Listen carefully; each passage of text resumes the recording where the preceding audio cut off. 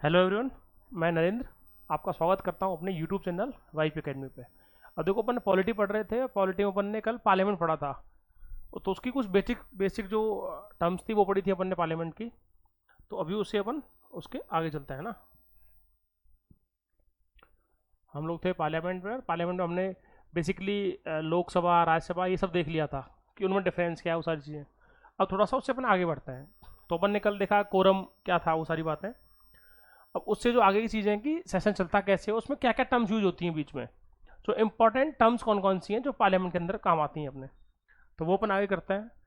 तो वो है, एक होती है पहली टर्म लिखे हैं अपन, एडजन। तो एक टर्म होती है एडजन करना। एडजन का सिंपल सा मीनिंग होता है कि जब कभी भी हाउस चल रहा है तो उस हाउस की जो मीटिंग चल रही है किसी भी हाउस में, उस मीटिंग को एक पर्टिकुलर टाइम के लिए सस्पेंड करना, रोकना उसको। एडजन का सिंपल मीनिंग क्या हुआ कि जो हाउस की मीटिंग चल रही है, यानी आपकी ये लोकसभा है, तो ये जो लोकसभा चल रही थी अपनी, इस लोकसभा को एक डेफिनेट टाइम के लिए, पर्टिकुलर डेफिनेट टाइम के लिए एडजन रोकना, to stop the meeting for a definite time. Adjourn में सबसे मेन चीज क्या है, डेफिनेट टाइम। कि जब कभी भी मीटिंग को आपकी को एक डेफिनेट टाइम के लिए रोका जाता है। यानी अपन ने देखा होगा लोकसभा चलते हुए कई बार स्पीकर जो होते हैं वो बोलते हैं कि मान लो सुबह मीटिंग उनके बज रहे हैं, 2 बज रहे हैं, अभी 3 ढाई बज रहे हैं, और 2:30 बजे कुछ हंगामा हो गया है, कुछ भी एक्सवाइजेड हुआ, तो वो बोलते हैं कि मीटिंग जो है वो 4 बजे तक के लिए एडजन होती है। 4 बजे तक के लिए मीटिंग को रोका गया है, 4 बजे वापस से रिज्यूम करेंगे वहीं से जहाँ छोड़ा था। तो इस चीज़ को बोलते हैं अपन एडजन करना। हाउस की जो मीटिंग थी उसको सस्पेंड करना उस टाइम के लिए, और उसके बाद दोबारा से रिज्यूम करना एक डेफिनेट टाइम के बाद। तो डेफिनेट टाइम याद रखना है, इसमें सबसे इंपॉर्टेंट ही डेफिनेट टाइम है एडजन करने के अंदर। क्लियर हुई एक चीज। अब आती है, ये तो हुई एडजन की बात। नेक्स्ट चीज आती है आपकी, यही सेम चीज एक होता है एडजन साइन डाई अपना। जो नेक्स्ट चीज आती है आपकी वो है अपना एडजन साइन डाई। तो एडजन साइन डाई का सिंपल सा मीनिंग होता है, इसमें भी हाउस की मीटिंग बंद हो रही है, बट जब कभी भी साइन डाई लिखा होगा, ये सिंपल शो करता है इसमें था डेफिनेट टाइम। जैसे अभी अपन ने बताया कि इसमें था, यहाँ पर डेफिनेट टाइम था आपका कि भैया एक डेफिनेट टाइम के लिए चीज़ों को बंद करेंगे। इसमें होता है house is adjourned for an indefinite time. ये बेसिक डिफरेंस है इसमें। आपके जो बेसिक डिफरेंस है दोनों के अंदर, वो बेसिक डिफरेंस यही है कि ये हुआ एक डेफिनेट टाइम के लिए, फिक्स टाइम के लिए, 1:30 बजे 2 बजे, जब भी उन्होंने कहा कि ठीक है भैया इस टाइम तक के लिए बंद कर रहे हैं। और इसमें कहते हैं वो हाउस इज एडजेंट, जैसे ही नोटिस में आया साइंड आए। देखो बेसिकली हो क्या रहा है, अज्यूम करते हैं मैं स्पीकर, ये अपनी लोकसभा बैठी हुई है। अगर मैं एक डेफिनेट टाइम के लिए कर रहा हूं तो उसमें नोटिस में लिखेंगे house is एडजेंट till 4 PM, 3 PM, 4:30, 2:30, जो भी टाइम एक्सपाइट दे रहे हैं हम। अगर लेकिन स्पीकर ने बोला है द हाउस इज एडजेंट साइंड आए, जब जब साइंड आए बोला, इट मीन्स कुछ नहीं पता हाउस दोबारा कब मिलने वाला है। तो वो इनडेफिनेट टाइम के लिए पता नहीं है, फिक्स टाइम नहीं है। इसमें फिक्स टाइम होता है। ये बेसिक डिफरेंस है दोनों के अंदर, बिल्कुल बेसिक लेवल पे है ना चीजें। जो मेन डिफरेंस दोनों में, ये डेफिनेट टाइम, ये इनडेफिनेट टाइम के लिए। ठीक है सर, एक बात। अब आती है देखो नेक्स्ट चीज के बाद एक जो चीज आती है, एक टर्म होती है प्रोरोगेशन।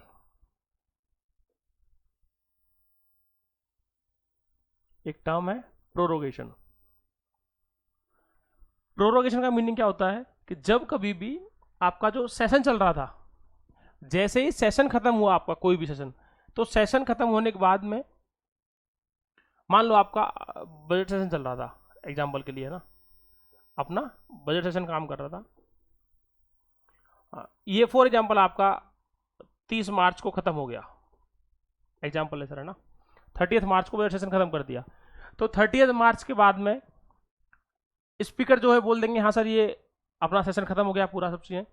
उसके within next 7 days, within a week, 7 to 10 days, 7 से 10 दिन बाद प्रेसिडेंट जो है वो ऑफिशियली एक नोटिस सेंड करते हैं सारे पार्लियामेंट्री उनको मेंबर्स को कि हाउस इज प्रोरोग्ड। इसका सिंपल सा मीनिंग होता है कि प्रोरोगेशन हो गया, मतलब कि ये वाला सेशन दोबारा कभी भी नहीं होगा। प्रोरोगेशन में सेशन को टर्मिनेट कर रहे हैं, ये समझना है इस बात को। एक फर्क ये है, इसमें सेशन को खत्म कर रहे हैं हमेशा के लिए, और अपन ने अभी जो दो चीज़ें पढ़ी थी, एडजन और एडजन साइंडाई, उसमें क्या था अपना कि मीटिंग को टर्मिनेट कर रहे थे। ये बेसिक फर्क है, ध्यान रखना,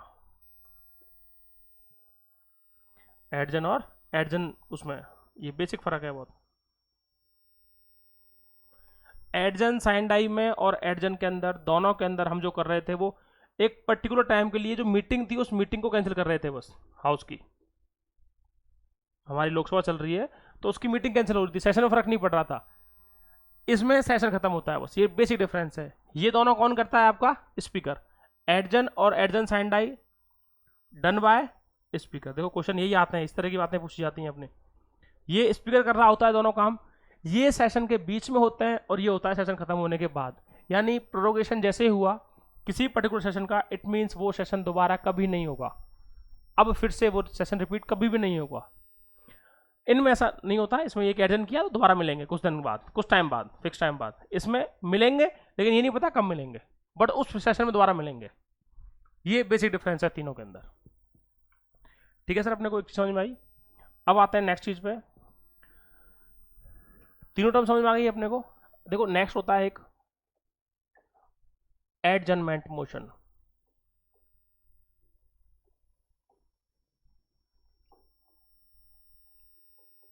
एडजनमेंट मोशन। अब लोगों को लग रहा होगा सर एडजन है तो एडजन में कुछ रोकी हुई कार्रवाई सब होगा। थोड़ा सा स्लाइटली डिफरेंट है उससे ये। इसमें क्या होता है बेसिकली, एडजन और एडजन साइंडाई तो कौन कर रहे थे? स्पीकर। रूलिंग पार्टी के होते हैं हमेशा, स्पीकर कर रहे थे उसको, यानी वो सरकार की मनसा थी वैसी कि वैसा किया जाए। एडजनमेंट मोशन जो है वो हमेशा अपोजिशन लेके आता है। एक बात होता क्या है एडजनमेंट मोशन के अंदर, मान लें ये अपनी लोकसभा काम कर रही है, सेशन चल रहा है मान लें लोकसभा का।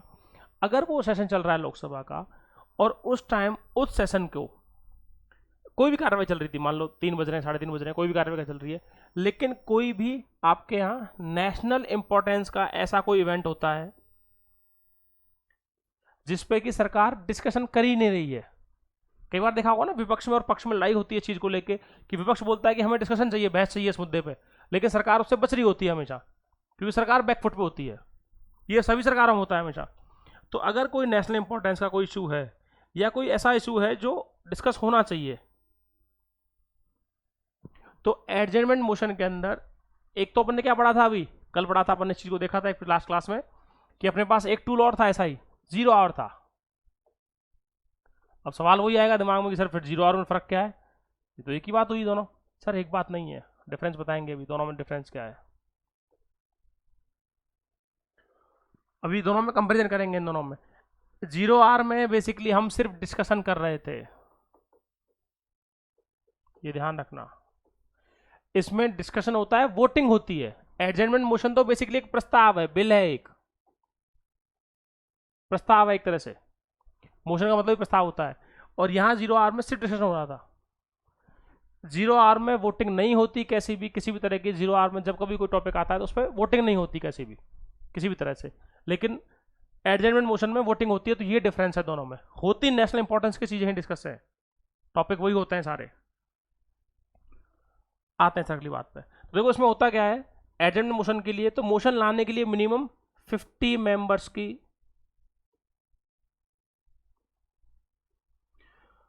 रिक्वायरमेंट होती है। मिनिमम 50 मेंबर्स बोलने चाहिए वो मोशन लाने के लिए, नहीं तो 543 है, किसी का भी मन करेगा वो ले आएगा, तो काम करने नहीं देंगे आगे।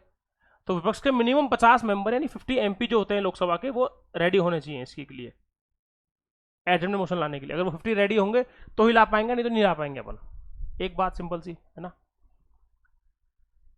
दूसरी बात, इन 50 मेंबर साइन करके देंगे स्पीकर के पास, स्पीकर फिर डिसाइड करते हैं कि एडजमेंट मोशन आ रहा है। ठीक है सर। अपोजिशन लेके आता है हमेशा, रूलिंग गवर्नमेंट तो लाएगी क्यों सर, है ना। नेशनल इंपॉर्टेंस का कोई टॉपिक होना चाहिए, उसके ऊपर डिस्कशन होगा और वोटिंग होती है। एक बात देखो, डेफिनेट सी बात है कि एडजमेंट मोशन जब कभी भी आएगा तो उस पर वोटिंग में अपोजिशन नहीं जीत पाएगा, कभी भी नहीं जीत पाता, क्योंकि डेफिनेटली उसके पास नंबर है, तभी तो वो सरकार बना के बैठे हैं। जो कोई भी रूलिंग गवर्नमेंट है, पार्टी है, उसके पास वो नंबर है, फिक्स नंबर जो थे 272 प्लस हैं उसके पास, इसलिए वो गवर्नमेंट में है आज, तभी तो बैठे हैं वो आके, सरकार चल रही है उनकी। लेकिन इससे ये होता है कि एक ध्यान आकर्षण होता है लोगों का, पूरी संसद का, कि ऐसा कुछ भी है, इस बात पे भी सरकार बैकफुट पे है। तो ये एक्सटर्नल टूल है बेसिकली एजेंट मोशन ना। ऐसा नहीं है डेली ले आते हैं, वो डेली ला सकते और लाते भी नहीं डेली। अपोजिशन लेके आता है, 50 मेंबर्स साइन करने होते हैं, मिनिमम 50 मेंबर्स होने चाहिए एग्री उसके लिए, और नेशनल इंपॉर्टेंस का कोई टॉपिक होना चाहिए, उसके ऊपर वो डिस्कशन करते हैं और वोटिंग होती है सर। ये सिर्फ और सिर्फ लोकसभा में आ सकता है सर, क्योंकि सरकार जो है वो पर्टिकुलर लोकसभा के लिए जिम्मेदार है, ध्यान रखना हमेशा। यानी काउंसिल ऑफ मिनिस्टर्स जो होते हैं, अभी डिस्कस करेंगे, वो सब चीज़ें आगे आएंगी। काउंसिल ऑफ मिनिस्टर्स पर्टिकुलरली सिर्फ और सिर्फ लोकसभा के लिए जिम्मेदार होते हैं, राज्यसभा के लिए जिम्मेदार नहीं है। वो पार्लियामेंट के लिए है, लेकिन पार्लियामेंट में पर्टिकुलरली लोकसभा के लिए सर। ठीक है सर, एक बात समझ में आती है। अब आते हैं अपन नेक्स्ट चीज़ पे, इसके बाद जो और नेक्स्ट चीज़ आती है अपनी, तो जो नेक्स्ट पॉइंट है अपना वो आता है सर अपना, कि जैसे ही अपन ने इसमें देखा अभी कि एजेंट मोशन हो रहा है, उसमें अपोजिशन लेके आ रहा है, सब कुछ, ही सारी बातें। अब देखो, इस बिल के पास होने का चांस तो नहीं है, बिल्कुल भी पास तो नहीं होता कभी भी, है ना, इसमें तो कोई डाउट ही नहीं है कैसा भी। एजेंट मोशन अगर इन केस पास हो भी जाए, इन केस बहुत कम चांस है, मतलब किसी का हृदय परिवर्तन हो जाए, किसी एमपी का, उसको लगे नहीं यार बात तो सही कह रहे हैं, भले अपोजिशन कहें लेकिन बात वाजिब है, होता नहीं है हालांकि ऐसा, ये कभी देखने को नहीं मिलेगा आपने को। फिर भी अगर ऐसा हो जाता है तो उसके लिए भी सरकार को इस्तीफा नहीं देना होता कभी भी। अगर एजेंट मोशन पास भी हो जाता है तो इस्तीफा नहीं देती है वो कभी भी, है ना। एक बात सर, इसको लाने के लिए आपको बताना पड़ता है कि आप किस टॉपिक पे लेके आ रहे हो, एक ये डिफरेंस है इसके अंदर ना। इसको कंपैरिजन करेंगे अभी अपन नो कॉन्फिडेंस मोशन से, तो अपने समझ में आएगा और ज़्यादा। तो एडजमेंट मोशन समझ में आया, जब कभी भी हाउस की जो कार्यवाही चल रही थी आपकी, मान लो इसको 3 बजे लेके आए, तो 3 बजे जो कोई भी कार्रवाई चल रही थी उसको रोक दिया जाएगा, उस 3 बजे कार्रवाई को रोक देंगे, उसकी जगह एडजमेंट मोशन को ले लेंगे, और 3 से लेकर जब तक वो चलेगा, उस पर वोटिंग होगी, वो होगा, सब काम चलता रहेगा।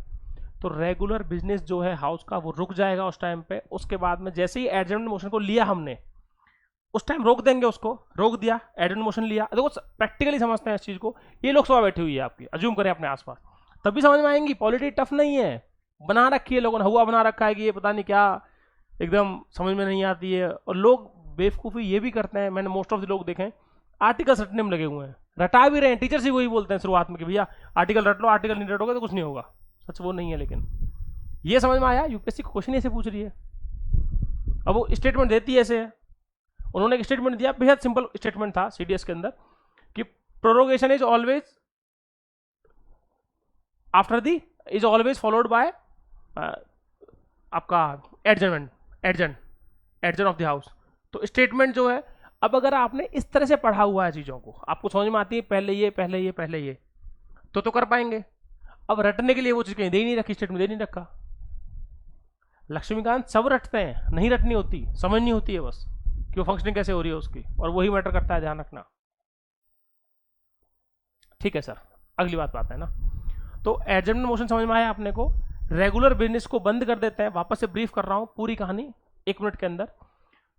आज कार्रवाई चल रही थी, मान लो अभी के 2 बज रहे हैं, 3 बज रहे हैं, जो भी टाइम हो रहा है उस टाइम पे, 12-1 बज रहे हैं, 12:30-1 जो भी बज रहा है, जब मेरा रेगुलर बिजनेस चल रहा है, अपना एजेंडा चालू है अपना, और बिल कोई भी आया हुआ, कुछ चल रहा है, अगर एडजमेंट मोशन आता है तो स्पीकर साहब बोलते हैं भैया एडजमेंट मोशन आ गया है, चेक करते हैं 50 मेंबर्स हैं कि नहीं है, सर 50 से प्लस हैं, तो वो उस बिल को, एडजमेंट मोशन को ले आएंगे, बाकी सारी चीज़ें बंद हो जाएंगी, जो भी चल रही थी सब कुछ बंद करना पड़ेगा, और वो सब बंद होने के बाद में चालू हो जाएगा क्या, एडजमेंट मोशन पे डिस्कशन, और उसके बाद होती है उसके ऊपर वोटिंग।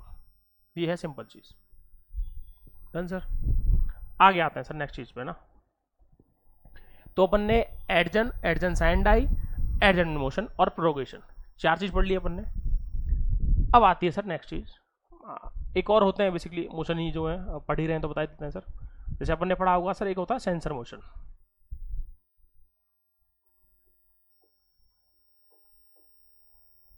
ठीक है, सेंसर मोशन जो है इसके अंदर बेसिकली, मतलब सेंसर का मतलब क्या होता है, किसी भी तरह से कंट्रोल करना, या चेक्स एंड बैलेंस वाली कहानी जो होती है अपनी।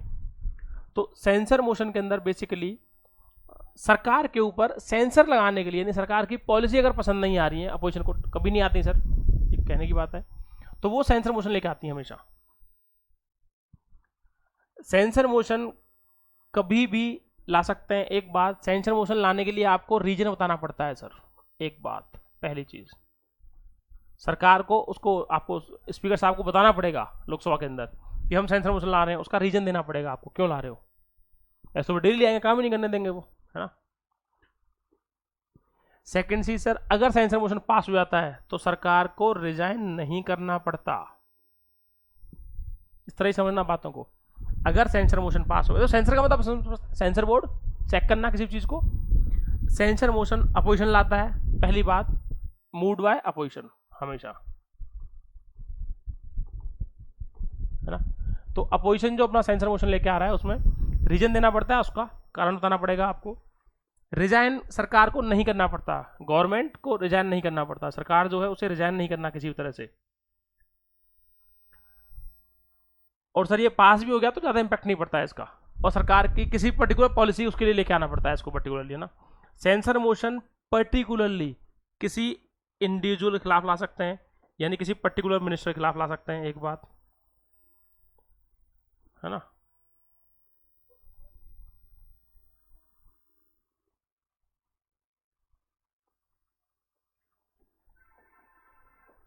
किसी इंडिविजुअल मिनिस्टर के खिलाफ ला सकते हैं, या फिर एंटायर काउंसिल ऑफ मिनिस्टर के खिलाफ ला सकते हैं, और एंटायर काउंसिल ऑफ मिनिस्टर्स,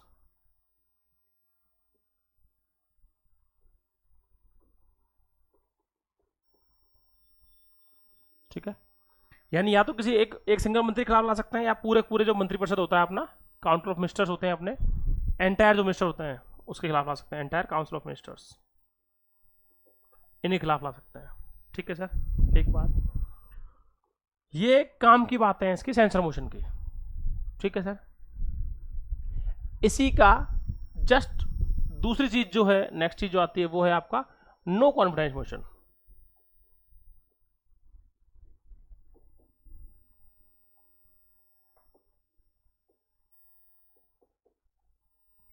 अब देखो नो कॉन्फिडेंस मोशन है ना, अगली बात। नो कॉन्फिडेंस मोशन का जो सिंपल सा मैंने जैसे अभी बताया था, नो कॉन्फिडेंस करने से पहले एक चीज बता देता हूँ, और एक और काम की जो चीज़ है वो कि जैसे आपकी जो काउंसिल मिनिस्टर्स होते हैं, सारे सारे मंत्री होते हैं इंक्लूडिंग पीएम, वो इंडिविजुअल लेवल पे तो रेस्पॉन्सिबल है किसके लिए, प्रेसिडेंट के लिए।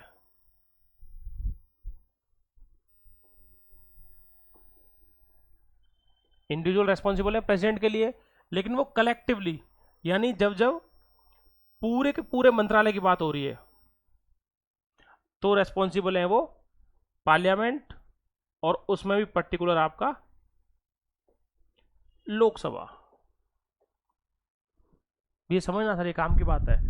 इंडिविजुअली जितने मिनिस्टर हैं, मान लो कोई एक मंत्री है, वो रेस्पॉन्सिबल है किसके लिए, प्रेसिडेंट के लिए। इसका मतलब क्या निकलता है, मतलब ये निकलता है रेस्पॉन्सिबल का मतलब प्रेसिडेंट ही अपॉइंट करते हैं किसी भी मंत्री को, ठीक है सर, और प्रेसिडेंट ही उसको हटा सकते हैं। हालांकि उनकी मर्जी नहीं होती, मर्जी किसकी होती है, पीएम की होती है, इस बात को समझना सर हमेशा। लेकिन सारे मंत्री एक साथ, जब वो काउंसिल ऑफ मिनिस्टर्स की बात हो रही है, जब सारे सारे मंत्री एक साथ हैं, तो वो सारे सारे मंत्रियों को हटा कौन सकता है, सिर्फ पार्लियामेंट। इसका मतलब ये निकलता है सर, इंडिविजुअली प्रेसिडेंट किसी एक मंत्री को उठा सकते हैं। अपन देखते भी हैं, मान लो अभी मोदी सरकार चल रही है, तो मोदी सरकार में मंत्री चेंज होते रहते हैं, अपने देखा, किसी एक को हटा देंगे और दूसरा ले आते हैं उनकी जगह, ये लगातार चलता रहता है। तो इंडिविजुअल लेवल पे तो प्रेसिडेंट साहब कर सकते हैं इस काम को, कि राष्ट्रपति साहब ने उसको किसी एक मंत्री को हटा दिया, उसके लिए दूसरा बना दिया, और किसके कहने पे होगा, वो पीएम के कहने पे होगा, ठीक है सर। और वो बाइंडिंग होता है, ध्यान रखना। अगर पीएम बोले किसी एक्स को हटाना है, वाई को लाना है, तो वो लाना ही पड़ेगा, राष्ट्रपति मना नहीं कर सकते उस चीज के लिए, ठीक है सर। लेकिन कलेक्टिवली पूरे मंत्रिपरिषद को, सारे मंत्रियों को इंक्लूडिंग पीएम, अगर सबको हटाना है तो कौन हटाएगा, पार्लियामेंट, उसमें भी कौन, लोकसभा। तो वो जो हटाने वाला प्रोसेस है ना, वो ही प्रोसेस है नो कॉन्फिडेंस मोशन। इसलिए ये वाली चीज बताइए अपने को, समझ में आई सर। अब आते हैं अपन नो कॉन्फिडेंस मोशन पे, कि नो कॉन्फिडेंस मोशन में एक्चुअल में चीजें हैं क्या, है ना, किस तरह काम करती हैं चीजें, ठीक है सर। तो ये हटा दें एक बार, है ना।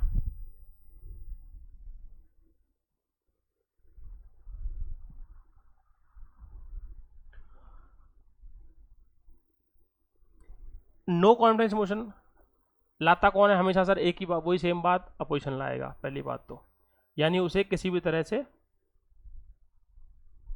भरोसा नहीं रहा है जब सरकार के ऊपर, मूव्ड बाय अपोजिशन, है ना, ठीक है सर। अगर वो थोड़ा समझ जाया करो, मतलब पूरी बातें नहीं लिखते हैं क्योंकि अपन छोटे बच्चे नहीं हैं, अब सब चीज़ें, तो बेसिक चीज़ें बता देते हैं उसके बारे में। मूड बाय पोजिशन, पहली बात सर, इसके लिए कोई भी रीजन नहीं देना होता, सबसे इंपॉर्टेंट चीज़। यानी विपक्ष का जब कभी मन करे वो तब ला सकता है इसको, किसी भी तरह का कोई कारण नहीं बताना, किसी भी तरह का कोई रीजन देने की जरूरत नहीं है कि सर आज हम बोले के आ रहे हैं। लेकिन ऐसा भी नहीं है कि जिस दिन मन करे, रीजन है उसके भी। वो कंडीशन क्या क्या है आपकी कि नो कॉन्फिडेंस मोशन लाने के लिए मिनिमम, सेम कहानी सर, 50 मेंबर्स की रिक्वायरमेंट होती है। मिनिमम 50 लोग एग्री होने चाहिए उस बात पे। रीजन नहीं देना होता, 50 लोग एग्री होने चाहिए, मिनिमम है, इससे ऊपर ही ज़्यादा होने चाहिए, मिनिमम 50 लोग तो होने ही चाहिए, तो ही वो नो कॉन्फिडेंस को आपके उसमें लाएंगे, लोकसभा में उसको एग्री होंगे। सर ये मोशन सिर्फ लोकसभा में आता है, ध्यान रखना। ये सेम वही कहानी जो भी बताई थी, ओनली इन लोकसभा।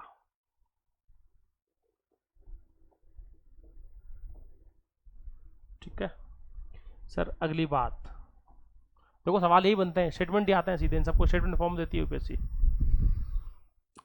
अगर नो कॉन्फिडेंस, अच्छा नो कॉन्फिडेंस मोशन जो है वो पूरे के पूरे मंत्रालय के खिलाफ आता है हमेशा। नो कॉन्फिडेंस मोशन आएगा ना, वो कलेक्टिवली आएगा पूरे, यानी पूरे के पूरे जो काउंसिल ऑफ मिनिस्टर्स हैं आपके, उनके खिलाफ आएगा। चाहे वो किसी एक मंत्री से परेशान हो, लेकिन उन्हें लाना है तो उसको पूरा काउंसिल ऑफ मिनिस्टर के खिलाफ आता है वो। अगर नो कॉन्फिडेंस मोशन पास हो गया, इसको अविश्वास प्रस्ताव बोलते हैं, अगर ये पास हो गया तो सरकार को रिजाइन करना होता है, गवर्नमेंट चली जाएगी, सरकार गिर जाएगी इसके बाद में। अगर ये पास हो गया तो गवर्नमेंट जो है वो गिर जाती है आपकी, रिजाइन करना पड़ता है उसको। ये फर्क है। तो सेंसर मोशन में और इसके चीज़ों में डिफरेंस समझ में आया आपने को, जो बेसिक डिफरेंस है जो उनके अपन बात कर रहे थे, ये सारी बातें सर, ये भी लोकसभा में आता है और सारी बातें, ठीक है। और ये वाली जो बात है वो आर्टिकल 75 में दे रखी है पूरी कहानी। हालांकि नो कॉन्फिडेंस ये वाली बात नहीं दे रखी है कहीं भी, नो कॉन्फिडेंस मोशन नहीं लिखा हुआ है कहीं भी, ये ध्यान रखना। वो कलेक्टिव रेस्पॉन्सिबिलिटी वाली बात है, 75 के अंदर ये वर्ड नहीं है कहीं भी, ये ध्यान रखना। वर्ड्स पे जो बात है, आर्टिकल 75 जो है वो collective responsibility of council of ministers towards president, ये बात बोलता है वो, लेकिन उसका मतलब यही निकलता है, ये ध्यान रखना। उस बात का मीनिंग यही निकल रहा है काउंसिल ऑफ मिनिस्टर्स, ना जो कहानी बोली गई है अपने को। ठीक है सर, समझ गए नो कॉन्फिडेंस मोशन। आते हैं अगली बात पे ना, तो यहाँ पे एक लेवल पे बेसिक बात समझ में आई अपने को। अच्छा, आपने को एक बार मंत्री और बताए थे कितने तरह के मंत्री होते हैं ना, क्योंकि वो भी मुझे लगता है थोड़ा सा काम का होता है कई बार, कि मंत्री कितने तरह के हैं, वो सारी बातें।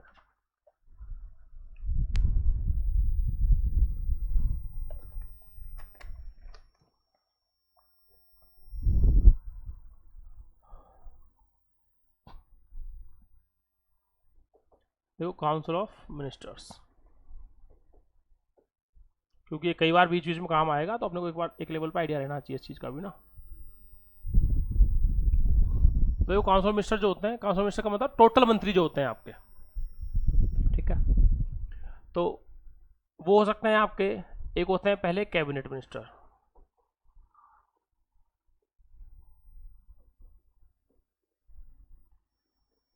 ठीक है सर। दूसरे होते हैं मिनिस्टर ऑफ स्टेट,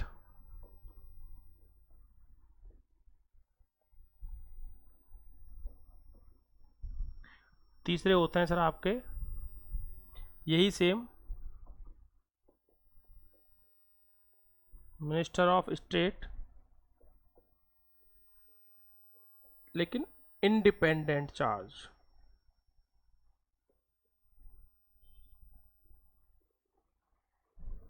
ठीक है सर। कैबिनेट मिनिस्टर हर मंत्रालय में एक होता है, ध्यान रखना सर, हर मंत्रालय में एक होगा, ओनली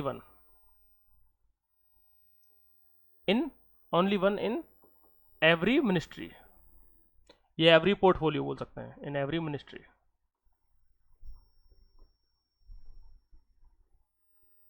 ठीक है सर। गृह मंत्रालय में अभी आज के डेट में अमित शाह हैं, रक्षा मंत्री हैं, वो सारे हर मंत्रालय, जितने मंत्रालय, वित्त मंत्रालय निर्मला जी हैं, राजनाथ सिंह है अपने रक्षा मंत्री, जितने भी मंत्री हैं वो कैबिनेट मिनिस्टर होते हैं, जो आपके हर मंत्रालय में एक होता है कैबिनेट मिनिस्टर जो होता है। एक बात, मिनिस्टर ऑफ स्टेट एक ही मंत्रालय में एक से ज्यादा हो सकते हैं, उन्हीं के डेप्यूटी होते हैं बेसिकली। काम करने के लिए। ये होते हैं जब कभी भी एडिशनल चार्ज देना होता है। मिनिस्टर ऑफ स्टेट एक ही आदमी 2 या 3 मंत्रालय संभाल सकता है कई बार, ये ऐसा होता है कई बार कि एक ही पर्सन को 2 या 3 मंत्रालय दे रखे हैं। मिनिस्टर ऑफ स्टेट सबॉर्डिनेट होते हैं इसके कैबिनेट मिनिस्टर के। एग्जाम्पल दूं सिंपल सा, आपके कैबिनेट मिनिस्टर है, मान लो जैसे भी फाइनेंस मिनिस्ट्री की बात करें तो फाइनेंस मिनिस्टर में मिनिस्ट्री में कैबिनेट मिनिस्टर तो है कौन आपके, निर्मला सीतारमण, ठीक है। निर्मला जी जो है वो कैबिनेट मिनिस्टर है फाइनेंस मिनिस्ट्री की, वित्त मंत्रालय की। उसी के अंदर मिनिस्टर ऑफ स्टेट कौन है, अनुराग ठाकुर। और वो पोर्टफोलियो चेंज हो सकते हैं, ये आज हैं कल चेंज हो जाएंगे, हो सकता है 6 महीने पहले कुछ और होंगे, वो चेंज होता रहता है, उसमें वो नहीं है, मैं बता रहा हूँ बस एग्जाम्पल के लिए। और minister of state independent charge 2 या 3 किसी भी लोगों को दे सकते हैं अगर नीड है तो, अगर वो डिपार्टमेंट वैसा है इसमें जरूरत है तो वो दे सकते हैं। ये 3 तरह के मंत्री होते हैं बेसिकली। इन तीनों को मिला के ही बोला जाता है काउंसिल ऑफ मिनिस्टर्स। इन तीनों के ही हेड होते हैं आपके कौन, पीएम। पीएम चाहे तो कोई मंत्रालय ले सकते हैं, चाहे तो नहीं ले सकते, वो टोटली उनकी मर्जी होती है सर। कोई एक मंत्री एक से ज्यादा मंत्रालय भी ले सकता है सर, ये भी पॉसिबिलिटी होती है ना, तो उसमें कंफ्यूज हो रहा सर, ये तो वो भी मंत्रालय, वो भी है, दूसरा भी है, तीसरा भी है, ले सकते हैं भैया, पॉसिबल है। ठीक है सर, एक बात समझ में आई अपने को। अब आते हैं इसके बाद एक चीज पे और। देखो अब सवाल बनता है सर, जैसे कई बार देखा हुआ ना अपन, हर 10-20 दिन में, महीने में कभी ना कभी न्यूज में आता रहता है लगातार कि नए मंत्री बनाए जा रहे हैं, सरकार का विस्तार किया जा रहा है, एक्सपेंशन ऑफ गवर्नमेंट किया हो रहा है, एक्सपेंशन ऑफ आपका जो काउंसिल ऑफ मिनिस्टर्स। तो जो टोटल मंत्री हैं आपके, अपन ने देख लिया वो कौन है, काउंसिल ऑफ मिनिस्टर्स, है ना। तो टोटल, अब बात आती है सर टोटल मंत्री बन कितने सकते हैं, तो कुछ लोगों को लगता होगा ये तो मर्जी है मोदी जी की, जैसे मोदी जी अभी पीएम है तो, या जो भी पीएम होगा उसकी मर्जी होगी वो कितने बना सकता है। सर सबको नहीं बना सकते, अगर ऐसा होता तो 543 के 543 मंत्री बन जाते, 300 तो कम से कम बन ही जाते हैं उसमें से, सबको तो कर नहीं बनाएंगे वो, लेकिन 300 को तो कम से कम बनाए थे अगर ऐसा पॉसिबल होता तो, क्योंकि मंत्री जी की वैल्यू अलग होती है ना एमएलए या एमपी से। लेकिन सर ऐसा नहीं है, और है क्या, रूल है बाकायदा, क्लियरली मेंशन है। वो क्या है, टोटल नंबर ऑफ मिनिस्टर जो हो सकता है ना आपके काउंसिल ऑफ मिनिस्टर्स के अंदर, total number of ministers in the government can be 15% of total strength of Lok Sabha. ये बात याद रखना सर काम की, it can be 15% of strength of Lok Sabha, ये है बात। अब देखो यहाँ 15% ऑफ स्ट्रेंथ बोल रहा हूं मैं लोकसभा की, ये ब्रैकेट में लिख देता हूं यहाँ क्लियर ना, यानी कि अगर इस नंबर को निकालेंगे तो कितना निकल के आएगा, 15 कितने का, कभी कितनी स्ट्रेंथ है, कल ही बात की थी अपन ने 550। ये जो नंबर निकल के आएगा ना अपने को डिवाइड बाई 100, ये नंबर है जो आपकी स्ट्रेंथ हो सकती है।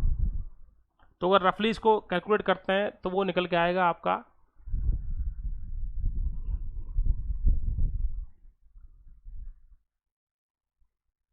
75 580 81 के आसपास निकल के आता है ये।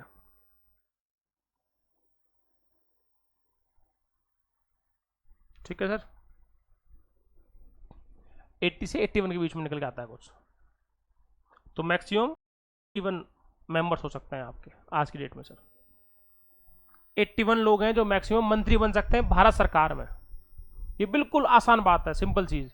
गवर्नमेंट ऑफ इंडिया के अंदर टोटल जो मंत्री बनेंगे आपके, वो बनेंगे आपके कितने, 81 सर। ये सबसे ज्यादा काम की बात, इससे ज्यादा कभी नहीं हो सकता, इससे कम ही रहेंगे इंक्लूडिंग पीएम। ये नंबर निकल के आता है सर, सिंपल चीज बिल्कुल, है ना।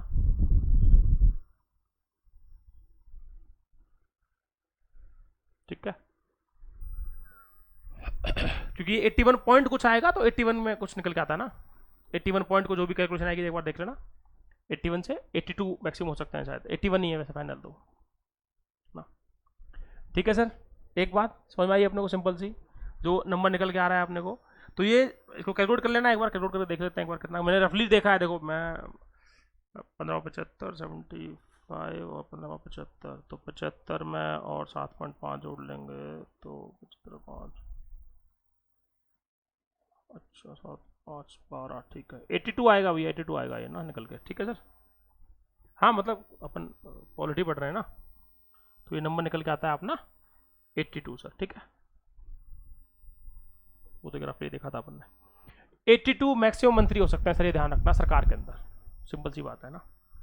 अब इस पर जाना मत, कोई ज्ञान ही मिल जाए कहीं कि अरे सर ये तो 81 था, आपने ये देख लिया वो देख लिया, ये कंसेप्ट की बात थी, उसी पे जोड़ दे रहे थे। ये कैलकुलेट नहीं किया था, कैलकुलेट लेकर नहीं बैठे हैं हम कैसा भी ना, सिंपल सी बात। तो 82 मैक्सिमम मंत्री हो सकते हैं आपके, एक बात सर, सिंपल सा, ठीक है, समझ में आ रही है अपने को ये बात। अब आते हैं सर अगली बात पे, ये इंक्लूडिंग पीएम है, ये ध्यान रखना, ये इंक्लूडिंग पीएम है सर, पीएम होता है इनके साथ में, पीएम को मिला के है, ठीक है। और डिप्टी पीएम को भी, अगर डिप्टी पीएम वैसे इनफॉर्मल पद होता है, अगर वो चाहे तो बना सकते हैं, नहीं चाहे तो नहीं बनाए सर, कोई इशू नहीं है कैसा भी ना। तो अपने को ये बात समझ में आई। अब इसमें ध्यान रखना, हालांकि मंत्री लोकसभा और राज्यसभा दोनों से बन सकते हैं, ये भी बात याद रखना। एक बात ये भी याद रखना कि मंत्री जो बनेंगे आपके वो दोनों हाउस से बन सकते हैं, लोकसभा राज्यसभा दोनों से। ये अपनी लोकसभा, ये अपनी राज्यसभा है ना, ये LS अपना, ये अपना RS। मंत्री दोनों से बन सकते हैं, कोई दिक्कत नहीं है, किसी भी हाउस से हो सकते हैं मंत्री तो, लेकिन होंगे कितने, टोटल मिला के 82 होंगे, चाहे वो 82 लोकसभा से हो, चाहे 82 आपका राज्यसभा से हो, चाहे 50 यहां से 30-32 यहां से, जो भी मर्जी है वो पीएम डिसाइड करते हैं सर कैसे भी। ये सिर्फ और सिर्फ नंबर के लिए है ये वाली टर्म कि 15% ऑफ लोकसभा, कि लोकसभा की स्ट्रेंथ का 15% बन सकते हैं मैक्सिमम। तो जो स्टेटमेंट दे रखा है ना क्लियरली संविधान में, वो यही लिखा हुआ है, the total number of ministers can be 15% of total strength of Lok Sabha, total strength का 15% होंगे सर, ठीक है। आते हैं सर नेक्स्ट चीज पे, इसके बाद ये हुई अपनी काउंसिल ऑफ मिनिस्टर्स की बात। तो अपने को आसान भाषा में बिल्कुल समझ में आई, सिंपल चीज, बिना किसी उसके की कोई डाउट नहीं है सर कैसा भी ना। नेक्स्ट चीज पे आते हैं सर, और चीज जो काम आएगी अपनी इसी में, थोड़ी सी और जो काम की चीज है वो आती है अपनी, जैसे टाइप्स ऑफ मेजोरिटी, कि बिल कैसे पास होते हैं, क्योंकि तो बिल डिस्कस करने पहले अपने को मेजोरिटी समझ में आनी चाहिए। अभी मैं बिल डिस्कस करूंगा तो उससे पहले अपने को समझ में आना चाहिए कि टाइप्स ऑफ मेजोरिटी कौन कौन सी है, यानी संसद में पास किस किस तरह से हो सकते हैं बिल जो पास होते हैं, उसके बाद तो बिल समझ में आएंगे अपने को। तो अपना नेक्स्ट टॉपिक है सर टाइप्स ऑफ मेजोरिटी,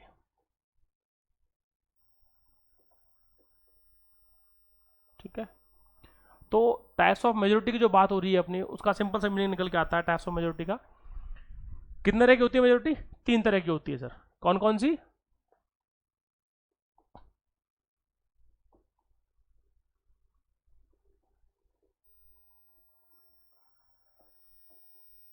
एक है अपनी सिंपल मेजोरिटी, दूसरी है अपनी special majority,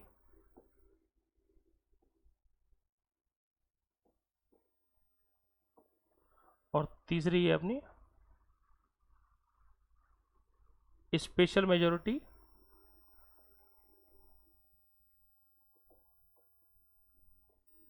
with consent of states, consent of more than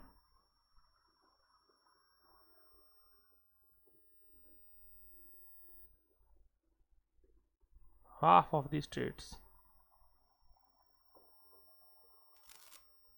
ये है सिंपल से ना, सिंपल मेजोरिटी। अब तीनों को डिस्कस करते हैं, सब डिटेल में समझते हैं इसको ना, इनका मतलब क्या क्या है वो सब चीज़ें। तो देखो स्पेशल मेजोरिटी का सिंपल सा मीनिंग क्या हुआ, सिंपल मेजोरिटी का आपका बेसिकली कि जो टोटल स्ट्रेंथ है आपकी, जो भी टोटल स्ट्रेंथ है उसका 50% +1, जो भी आपकी टोटल स्ट्रेंथ है उस हाउस के अंदर, आपकी जो भी टोटल स्ट्रेंथ है उस टोटल स्ट्रेंथ का 50% से एक ज्यादा, ये हुई सिंपल मेजोरिटी।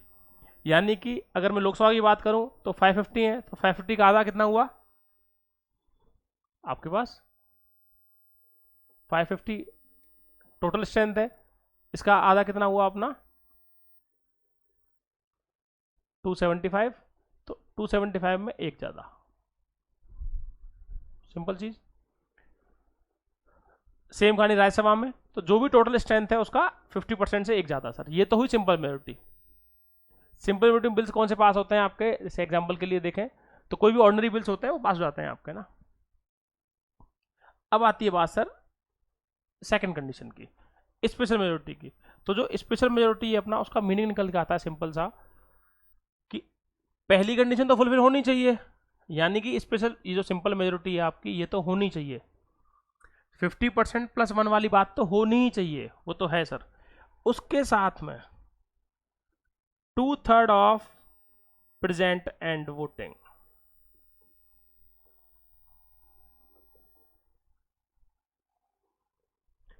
पहली कंडीशन होनी चाहिए आपकी ये वाली कंडीशन, उसके साथ में क्या होना चाहिए? 2/3 ऑफ प्रेजेंट एंड वोटिंग।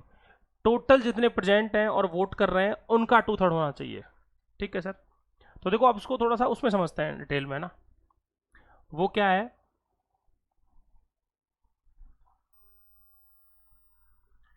उसको दोबारा लिख लेंगे सर, है ना। एक बार इसको समझते हैं इस वाली कंडीशन को। अब इसमें बात करें, मान लो अपन लोकसभा की बात करें।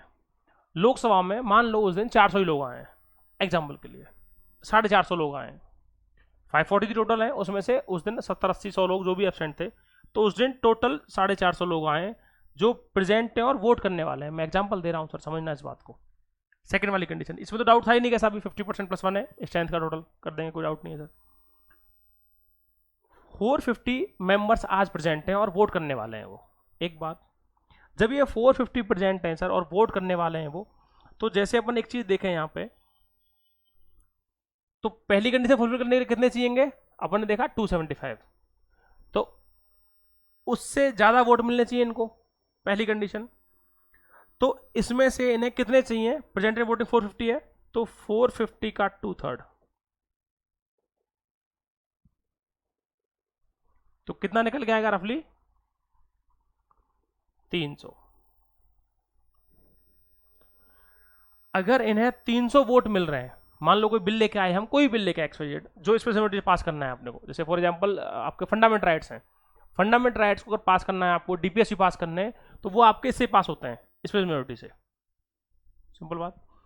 अगर मुझे ये फंडामेंट राइट्स के लिए कोई बिल लेके आए हम, उसमें कुछ चेंज करना है, कुछ भी एक्सवाइजेड कुछ भी था, कोई पर्टिकुलर बिल लेके आए हम फंडामेंट राइट्स का, ठीक है सर। एक बात, तो वो जो हम बिल लेके आए हैं फंडामेंट राइट्स का, उसको चेंज करने के लिए अपने को 300 लोग चाहिए। ये एग्जांपल दे रहा हूँ सर प्योरली, है ना। 450 लोग आए हैं आज, प्रेजेंट हैं, वोटिंग करने वाले हैं। तो जब 300 लोग आ गए तो ये वाली बात पूरी हो गई नहीं हो गई सर? समझ में आ रही है इस बात को? हो गई सर। क्या 300 लोगों में ये बात पूरी हो रही है, नहीं हो रही? पहले वाली ये भी हो रही है।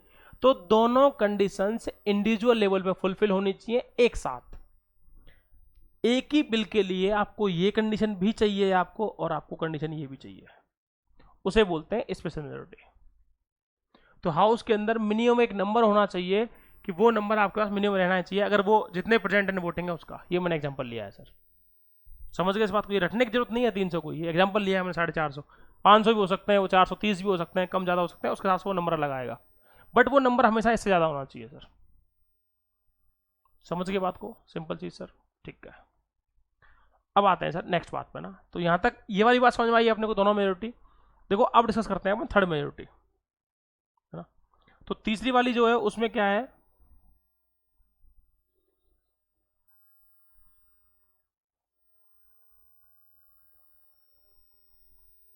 तीसरी जो है उसमें है सर आपका, जो थर्ड थी अपने पढ़ी, उसके अंदर थर्ड में क्या होता है, वो जो पूरी लंबी सी कहानी है सर, मान लेते हैं वो कहानी लिख दी मैंने पूरी, है ना।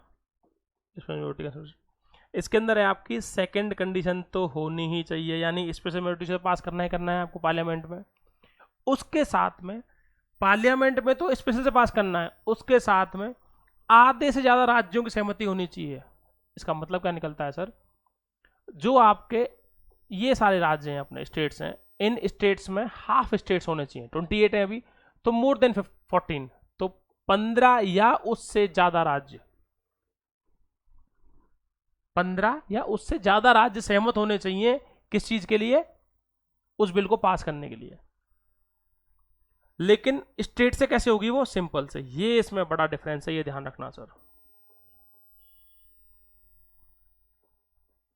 Simple majority from state assemblies, यानी विधानसभा से बोलते हैं अपन।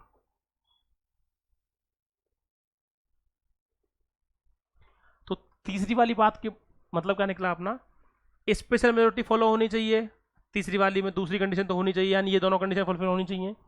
उसके साथ में आपकी सिंपल मेजोरिटी से उसको पास करना है अलग अलग राज्यों की विधानसभाओं से, राजस्थान, एमपी, हरियाणा, जो भी उसमें एग्री हो। इसमें कौन से बिल होते हैं, एग्जाम्पल के लिए बात करूं सर, मैं रिसेंट में हुआ है अभी आपका जीएसटी।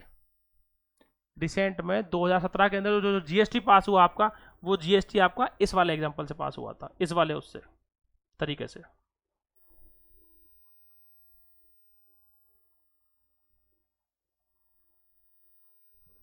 समझ में आई सब बात? इससे ऑर्डनरी बिल्स पास होते हैं, सिंपल मेजोरिटी से सारे ऑर्डनरी बिल जितने भी आपके ऑर्डनरी बिल आते हैं वो सब पास हो जाएंगे आराम से, कोई इशू नहीं है। स्पेशल मेजोरिटी से पास होते हैं आपके, जैसे एग्जाम्पल के लिए फंडामेंटल राइट्स हो गए अपने, डीपीएस भी हो गए, वो सारी बातें स्पेशल मेजोरिटी में। इस वाले में आपके जैसे अभी जीएसटी पास किया, इसमें आपको मान लो सुप्रीम कोर्ट, हाई कोर्ट में कोई चेंज करना हो किसी भी तरह का, उनके वर्किंग में, उनकी स्ट्रक्चर में चेंज करना हो, तो इससे पास करना पड़ेगा। इसके अंदर वो सारी बातें आती हैं जिनसे किसी भी तरह से अपनी कंट्री के जो फेडरल स्ट्रक्चर है, अपना संघीय ढांचा है इंडियन गवर्नमेंट का, उस पर अगर फर्क पड़ता हो, इम्पैक्ट पड़ता हो, जब जब हमारे किसी भी तरह से उस पर इम्पैक्ट पड़ेगा, तब तब हमें थर्ड वाले की जरूरत पड़ेगी, यानी सेंटर स्टेट रिलेशंस। जब जब उसमें किसी भी तरह का डिफरेंस आएगा, कोई भी लॉ हो, किसी भी तरह का एक्ट हो, अगर उसमें कोई इम्पैक्ट पड़ रहा है तो उसके लिए अपने को ये वाला लाना पड़ता है, तीसरा वाला। ये है सिंपल सी बात। तो अपने को with example types of majority समझ में आई, तीनों चीजें, ये वाली और ये वाली। अब उसके बाद अपन जब बिल्स पढ़ेंगे फर्दर क्लासेस में, तो आपको बिल समझ में आएंगे कि बिल्स कैसे कैसे काम कर रहे हैं, कौन कौन से बिल पास हो रहा है, कैसे कैसे आता है, वो सब बिल्स आते कैसे हैं, कितने तरह के बिल हैं। तो वो अपने को ईजी रहेगा आपको, क्योंकि वो बिल्स में बताएंगे कि भैया ये सिंपल मेजोरिटी पास होगा, ये स्पेशल से पास होगा, तो आपको क्लिक करना चाहिए कि हाँ सर ने कल बताया था, ये चीज़ पढ़ाई थी अपने को। ठीक है सर, क्लियर हुई ये वाली बात? तो अपन ने बेसिकली ये सारी बातें जो कवर करी हैं, बाकी अपन इसके बाद अपन आगे करते हैं सर, अपन कल करते हैं, ठीक है? Okay, thank you sir.